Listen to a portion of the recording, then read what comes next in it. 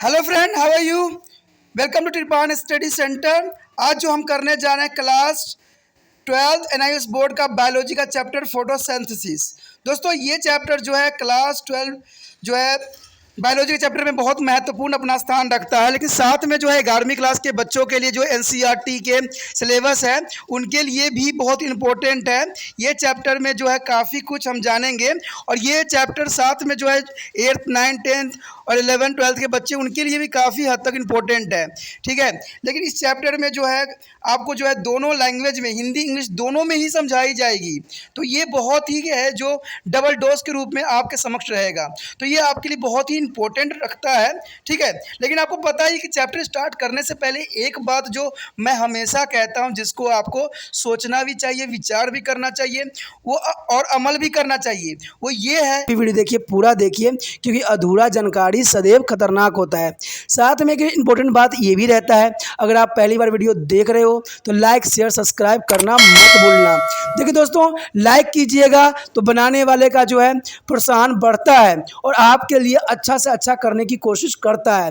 ठीक है, सब्सक्राइब करना आपके हित में है। इसका कारण ये है कि अगर आप सब्सक्राइब करके रखोगे तभी जो है मेरा वीडियो का नोटिफिकेशन मिलेगा। और आपको पता है कि मैं हर क्लास का जो है सब्जेक्ट डालता ही रहता हूँ समय समय पे। तो अगर सब्सक्राइब करके नहीं रखिएगा तो शायद उस वीडियो से आप अनभिज्ञ रह जाइएगा, यानी वो आपको प्राप्त नहीं होगा और आप उसका नॉलेज नहीं ले पाइएगा। साथ में जो अगर आप शेयर करते हो तो शेयर करना एक जग कल्याण के समान माना जाता है। इससे ये होता है कि मान लीजिए कोई जो है बच्चा जो है मेरी वीडियो की उसकी ज़रूरत थी और आपके थ्रू वो वीडियो उसको पास पहुंचा है, तो वो सदैव ही आपका धन्यवादी रहेगा और सदैव ही आपका जो है शुक्रिया अदा करेगा कि तुम्हारे कारण मुझे जो है वीडियो प्राप्त हुआ। तो दोस्तों, आपको पता ही होगा कि त्रिपान स्टडी सेंटर सिर्फ एक क्लास के लिए ही अग्रसर नहीं है, ये कई क्लासों के लिए अग्रसर है। जैसे 8th 9th 10th 11th 12th CBSE के सारे चैप्टरों को कवर करेगा समय के साथ। प्लस जो है एनआईएस बोर्ड का 10th+2 को भी कवर करता है, सभी सब्जेक्टों का। प्लस जो है बीए पंजाब यूनिवर्सिटी का जो है फर्स्ट सेमेस्टर से लेकर 6th सेमेस्टर तक 8 सब्जेक्टों को कवर करता है। प्लस जो है एमए के जो है बच्चे ऑन डिमांड जो मुझे करते हैं कमेंट, उनके लिए भी त्रिपान स्टडी सेंटर जो है अग्रसर है। देखिए दोस्तों, त्रिपान स्टडी सेंटर इतना बड़ा है, विस्तृत है, तो आपको अभी जो है लाइक शेयर सब्सक्राइब कीजिए और अपने दोस्तों के साथ बांटिए। ठीक है, तो भूलिए मत, ये करना आपका फ़र्ज है और मेरा कार्य करना है आपको टॉपिक लेके चलना है। देखिए, आज देखते हैं हमारा आज टॉपिक क्या है। The next topic is photochemicals and biosynthetic phase. Friend, what do you mean to photochemical and biosynthetic phase? Here, the entry process of photosynthesis take place inside the chlorophyll. It means chloroplast. The structure of chloroplast is such that is a light depending light reactions and the light depending a dark reaction. The reaction take place at the different sites in the same organism. The thymocoids has piece of pigment and other necessary component to absorb the light and transfer electron to carry out their light reactions or electron transport. There are chains ETC means to electron transport chain. The electron transport chain in the ETC is upon absorbs light the electron from the PS2 and PS1 or the exit to be higher energy level. There is the electron acquire extensions of energy. As the electron gain the energy, they are the separated by their electron acceptor, which is turned to the reduce, leaving the reaction center of PS2 and the PS1. Here P680 and the P700 is the molecule is the oxidizing state. There is the oxidizing state, and this represented the conversion of the light and energy into the chemical energy. The electron then travel to the downhills in energy term. This electron flow are capable to be a formation of ATP. In addition, NDP is there reduced to the NDPS2. The product of light reaction is called reducing power or accumulatory power, means ATP and NDPS2, which move out of the thyroids into the stoma of the chloroplast. In the stoma, the second step is called dark reaction or biosynthetic pathway. This occurs where CO2 is reduced by their reducing power generation in the first step and carbohydrate are produced. Let us study these two steps in some more details in the next part of the lesson. देखिए दोस्तों, यहाँ पर जो है जैव रासायनिक एवं जैव संश्लेषणात्मक अवस्था। देखिए जैव रासायनिक एवं जैव संश्लेषणात्मक अवस्था जो है बहुत काफ़ी इंपॉर्टेंट रखता है। कहते हैं प्रकाश संश्लेषण की संपूर्ण प्रक्रिया हरित लवक में संपन्न होती है। तो आपको भी पता है कि प्रकाश संश्लेषण की संपूर्ण प्रक्रिया जो होती है हरित लवक में संपन्न होती है। हरित लवक की संरचना इस प्रकार होती है कि प्रकाश पर निर्भर करती है, यानी संरचना इस प्रकार होती है कि वो प्रकाश पर निर्भर करती है। प्रकाश अभिक्रिया तथा प्रकाश की अनुपस्थिति अदृप्त अथवा प्रकाशिकीय अभिक्रिया कहलाता है, यानी अदृप्त और दृप्त कहलाता है। हरित लवक के विभिन्न भागों में ही होता है, यानी हरित लवक के विभिन्न भागों में जो है ये प्रक्रिया काफ़ी अपना इंपॉर्टेंट स्थान रखता है। कहते हैं थैलोकाइड्स में जो वर्णक तथा अन्य सहायक अवयव पाए जाते हैं जो प्रकाश के अवशोषित कर इलेक्ट्रॉन स्थानांतरण द्वारा जो है प्रकाश अभिक्रिया अथवा इलेक्ट्रॉन परिवहन श्रृंखला आरंभ भी करती है। तो ये भी काफ़ी इंपॉर्टेंट बात यहाँ पर रखता है। कहते हैं इलेक्ट्रॉन परिवहन श्रृंखला में जो है प्रकाश तंत्र 1 अथवा प्रकाश तंत्र 2 में प्रकाश अवशोषण द्वारा इलेक्ट्रॉन उच्च ऊर्जा स्तर पर जाते हैं। यानी आपने देखा होगा कि जो है photo system 1 and photo system 2 में जो है ये जो है प्रकाश के इलेक्ट्रॉनों के जो है उच्च ऊर्जा स्तर पर जाता है, अर्थात इलेक्ट्रॉन उत्तेजना ऊर्जा उपचारित कर लेती है। जैसे ही इलेक्ट्रॉन ऊर्जा ग्रहण करता है तो वह जो है इलेक्ट्रॉन गाही द्वारा ग्रहण कर लिए जाते हैं तथा उनका अपचयन हो जाता है तथा इस प्रकार जो है PS1I जो है 700 और PS2 जो है यानी PS1 700 और PS2 जो है 680 को अभिक्रिया केंद्र अभिकृत अवस्था में ले जाते हैं, जो कि काफ़ी इंपॉर्टेंट भी रखता है। कहते हैं ये प्रकाश ऊर्जा को रासायनिक ऊर्जा में परिवर्तन को व्यक्त भी करता है।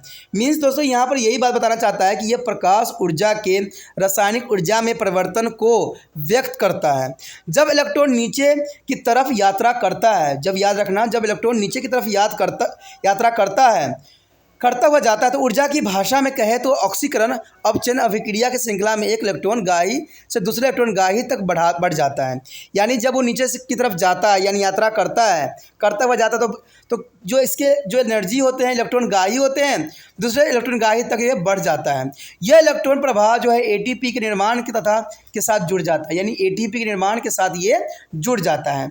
इसको हम जो है NADH भी या NADH2 में भी अपचयित हो जाती है, यानी ये भी आप कह सकते हो कि NADH भी और NADH2 में भी अपचयित हो जाती है।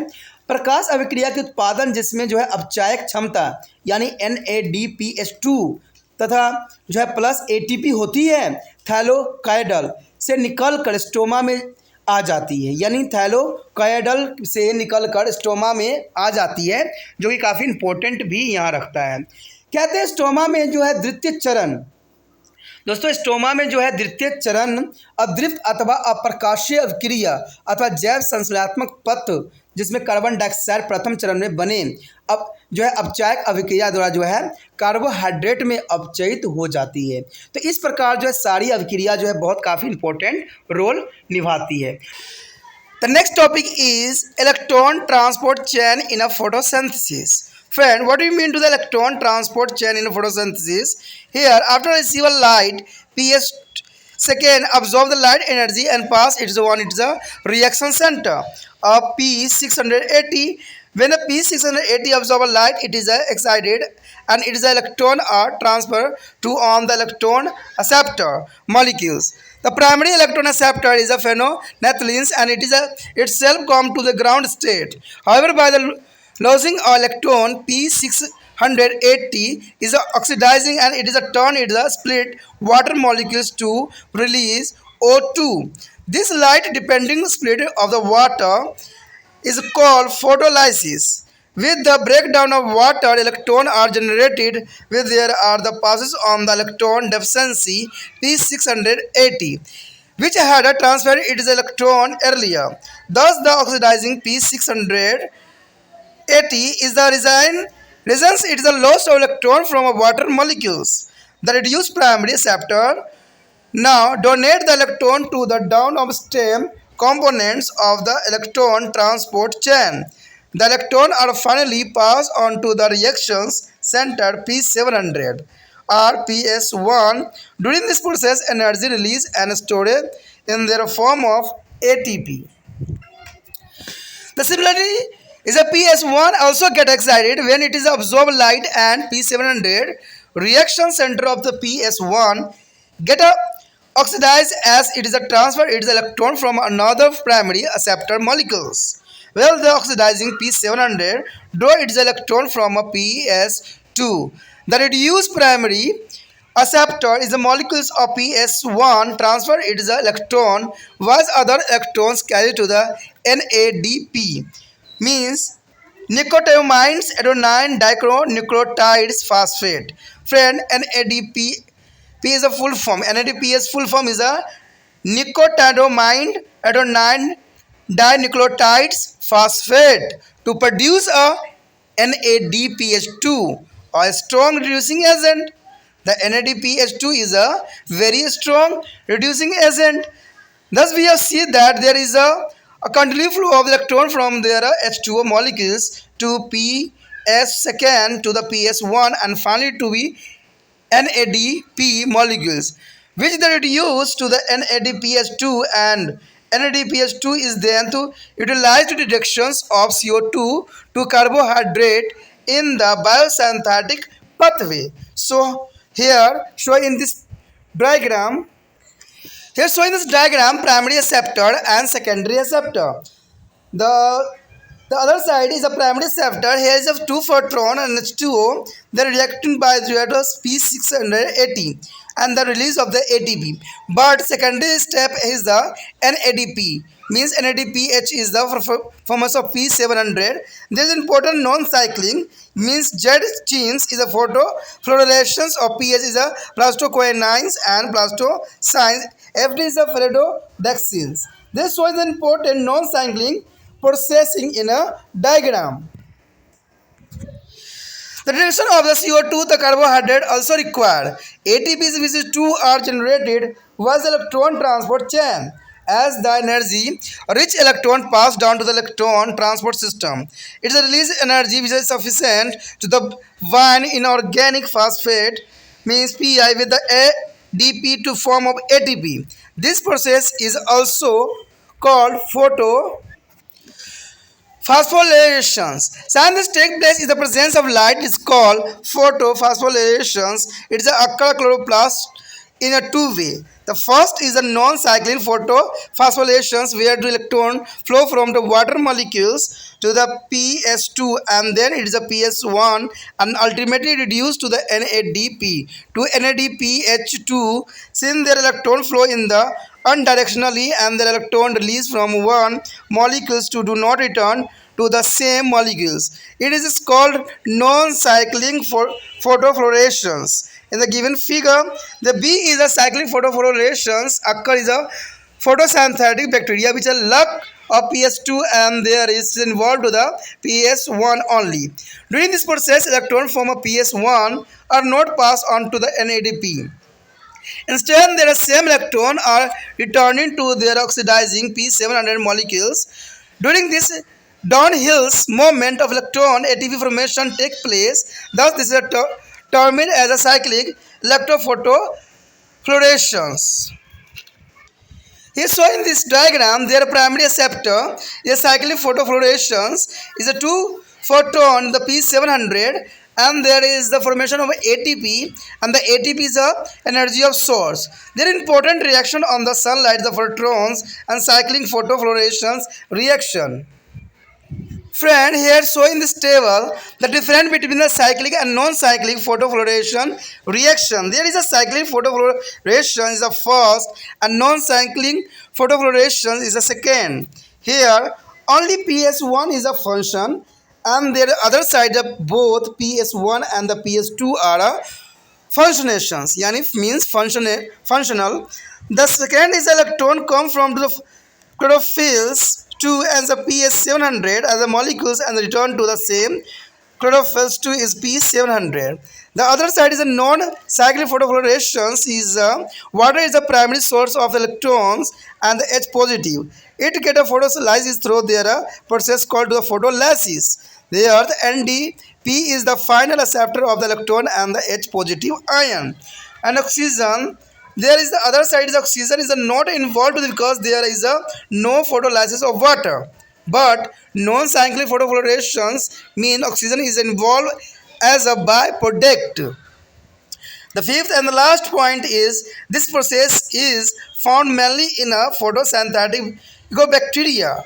Example, purple sulfur bacteria. The purple sulfur bacteria is a present of cyclic photofluorescence reaction, but other side is a non-cyclic photofluorescence reaction, and here this mainly take place in the all green plants and cyanobacteria aspect of photosynthesis ecobacteria. There is a present of ecobacteria on the cyanobacteria as a non-cyclic photofluorescence reaction. In higher photosynthesis plant, extra ATP can be made by cyclic photofluorescence if the cyclic and non-cyclic photofluorescence occur side by side. The absence of the energy converts in the light reaction of photosynthesis the light high and the stimulate at the about 39% of here. दोस्तों जैसा कि आपको पता ही है कि प्रकाश संश्लेषण में electron परिवहन श्रृंखला बहुत ही काफ़ी इंपॉर्टेंट स्थान रखता है, क्योंकि इलेक्ट्रॉन परिवहन श्रृंखला में जो है काफ़ी प्रकाश तंत्रीय रिएक्शन जो देखने को हमें मिलता है।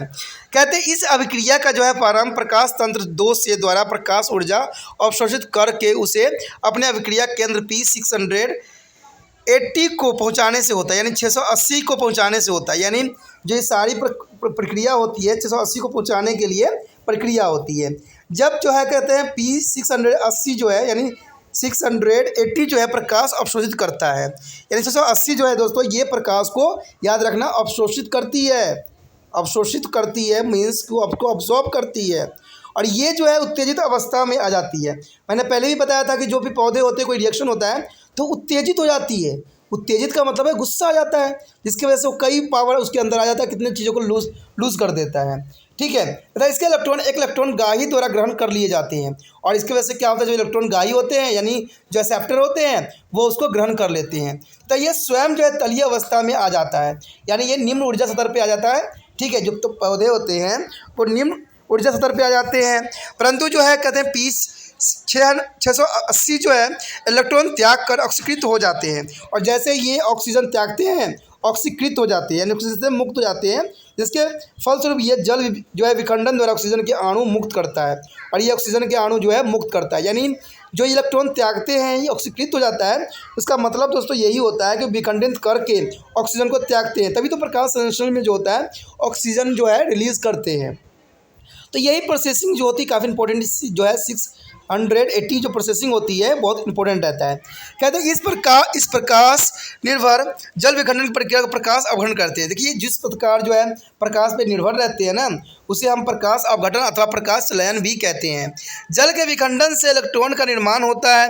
जो इलेक्ट्रॉन जो है ऋणात्मक जो है P680 पर चले जाते हैं, और P680 जिन्होंने पहले अपने स्थानांतरित किए थे इस प्रकार जो है ऑक्सीकृत होकर जो है 680 पुण्य अपने खोए हुए इलेक्ट्रॉनों को जल अपघटन द्वारा जो है त्याग इलेक्ट्रॉन ग्रहण कर लेते हैं। जो त्याग कर चुके होते हैं इलेक्ट्रॉन उसको दोबारा से वो ग्रहण कर लेते हैं। कहते हैं प्राथमिक गाही अपने इलेक्ट्रॉन अपने से नीचे इलेक्ट्रॉन परिश्रृंखलाओं में त्याग करता है।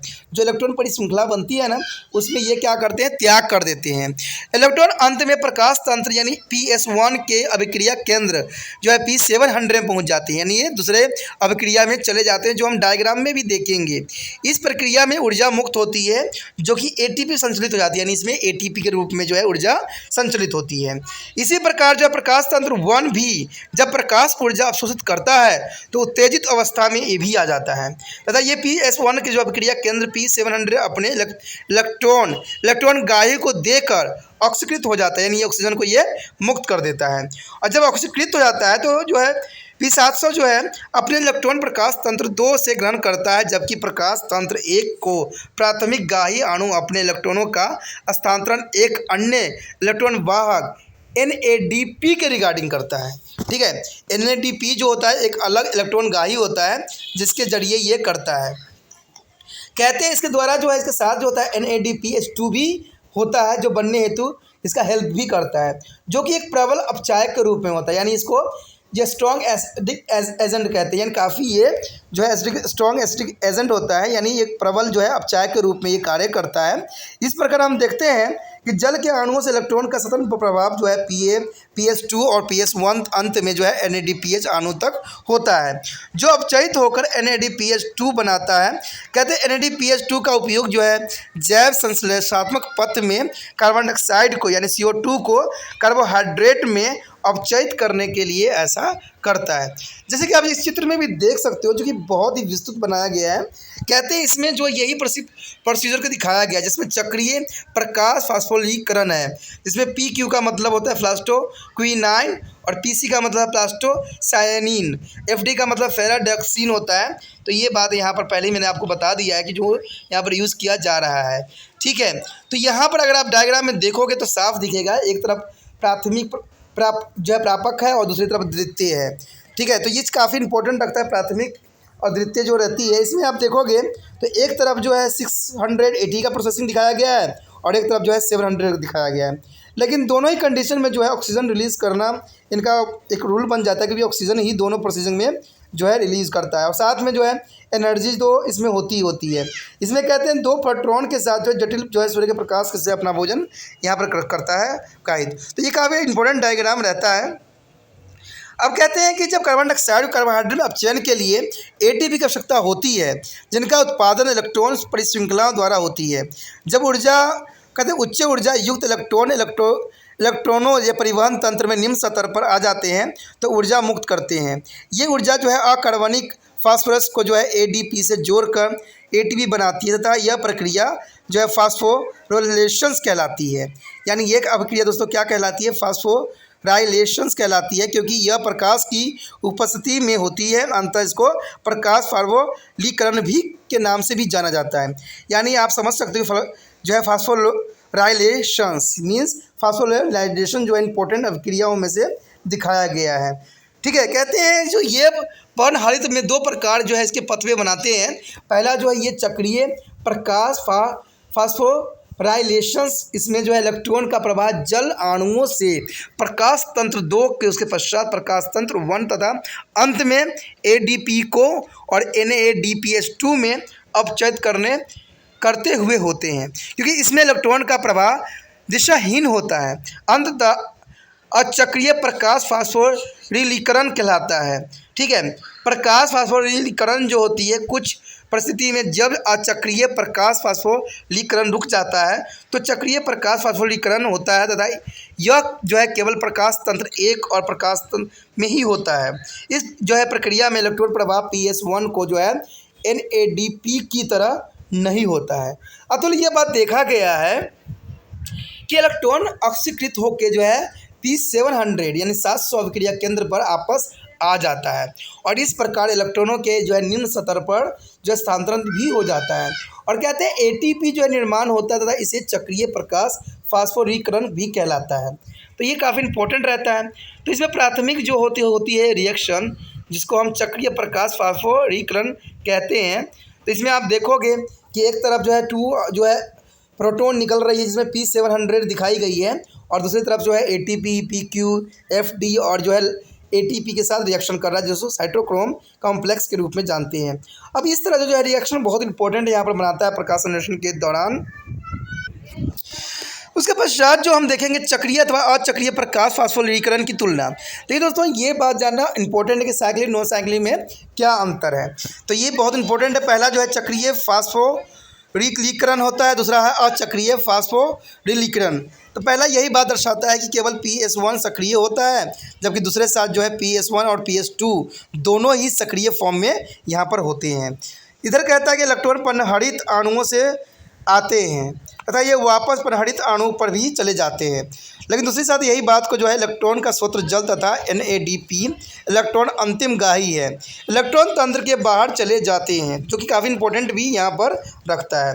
कहते हैं अपचयित NADP या हम कह सकते हैं NADPH2 का निर्माण इसमें नहीं होता है, लेकिन इधर साइड अगर देखा जाए तो अपचयित NADP अथवा NADPH2 का निर्माण होता है, जिसका उपयोग CO2 को कार्बोहाइड्रेट में अपचयित करने में किया जाता है। कहते हैं चौथा पॉइंट यही दर्शाता है कि ऑक्सीजन मुक्त नहीं होती है इसमें। दोस्तों, इसमें ऑक्सीजन मुक्त जो है नहीं होती है, लेकिन दूसरे साइड देखोगे कि नॉन साइक्लिंग में जो होती है ऑक्सीजन उत्पाद के रूप में मुक्त होती है। इसमें ऑक्सीजन जो है मुक्त होती है।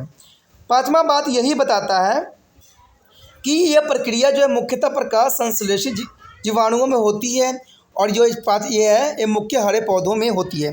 दोस्तों यहाँ पर जो था इंग्लिश में एक मिस्टेक हो रखा था कि इसमें तीसरा पॉइंट उन्होंने मिसिंग कर रखा था, जिसका तीसरा पॉइंट में जो है अपचयित NADP और NADP का निर्माण यानी प्रोसेसिंग नहीं होती है इसमें, यानी NADP का जो है प्रोसेसिंग नहीं होती है, जबकि नॉन साइक्लिक में जो होती है NADPH की जो है संश्लेषित होती है और जो है ऑक्सीजन और कार्बन डाइऑक्साइड जो है अपचित हो जाते हैं। तो ये पॉइंट जो था इंग्लिश में मिसिंग है, तो ये आप ध्यान रखना, जो मैंने बताया है उस बात पे आपने ध्यान रखना। और ये 5 पॉइंट जो है अत्यंत महत्वपूर्ण है, जिसको एग्जाम व्यू से भी आ जाता है, क्योंकि साइक्लिक या non cyclic processing photo reactions जरूर एग्जाम में आता है और एग्जामिनर का हमेशा फेवरेट रहता है।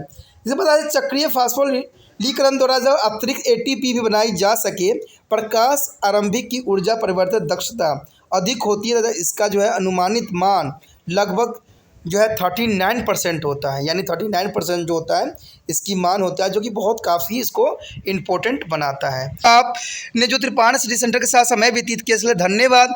अगर आपको भी धन्यवाद करना है तो दोस्तों लाइक से सब्सक्राइब जरूर कीजिए, क्योंकि लाइक से सब्सक्राइब करने से आप उन बच्चों का भी हेल्प कर सकोगे जो बच्चे तक ये वीडियो नहीं पहुँच पा रही है। क्योंकि देखिए मैं तो आपके लिए यहाँ हेल्पफुल हूँ, मैं हमेशा जो है सभी क्लासों के बच्चों के लिए बना के उनको जो है समय समय पर जो है लाभांतरित करता हूँ, लेकिन ये उन बच्चों तक पहुँच नहीं पा रहा है। इसलिए आपको जो है मेरा जरिया बनना है, आपको जो है मेरा एक हाथ बनना है, जो कि इस वीडियो को पहुंचाने में दूसरे बच्चे तक हेल्प भी करना है। देखिए दोस्तों, जग कल्याण के लिए कभी सोचने की आवश्यकता नहीं होता है और कभी समझने की जरूरत नहीं पड़ती है, इसके लिए सिर्फ कार्य करने की आवश्यकता पड़ता है। ठीक है, तो ये कार्य करना कोई बहुत बड़ी बात नहीं होती है, सिर्फ आपको ये करना होता है कि व्हाट्सएप स्टेटस पे लगा देना होता है, जिससे कोई भी जरूरतमंद बच्चे होते हैं वो इस लिंक को देखेंगे और जिनको पसंद होगा वो सब्सक्राइब करके जो है इसको अपने मोबाइल में सेव कर लेंगे।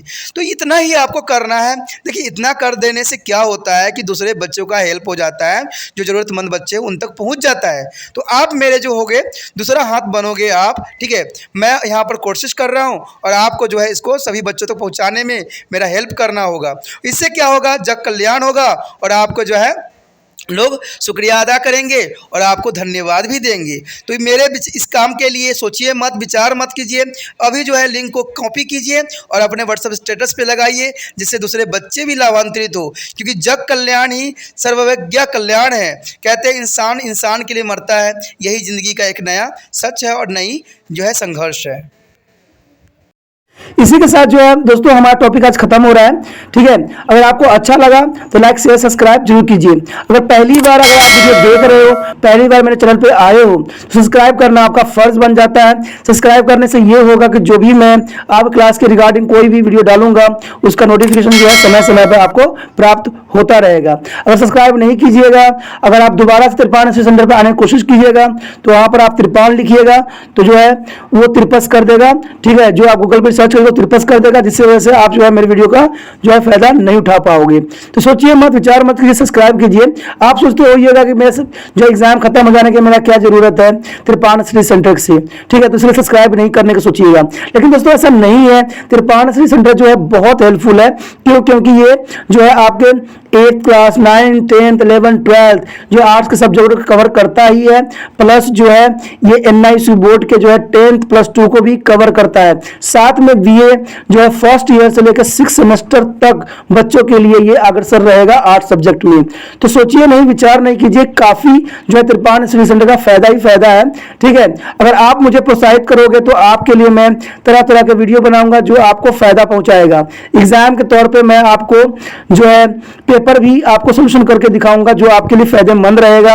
अगर नहीं सब्सक्राइब कीजिएगा, मेरा मनोबल घटेगा, तो हो सकता है कि आपको फिर दोबारा मैं नया वीडियो बनाऊं और आपको फायदा ना पहुंचाऊं। तो अभी भी नहीं सोचिए, मेरा जितना आप फैलाइएगा, जितने दूसरे बच्चों के साथ शेयर कीजिएगा, उतना जो है मैं आपके लिए कार्य करने में अग्रसर रहूंगा।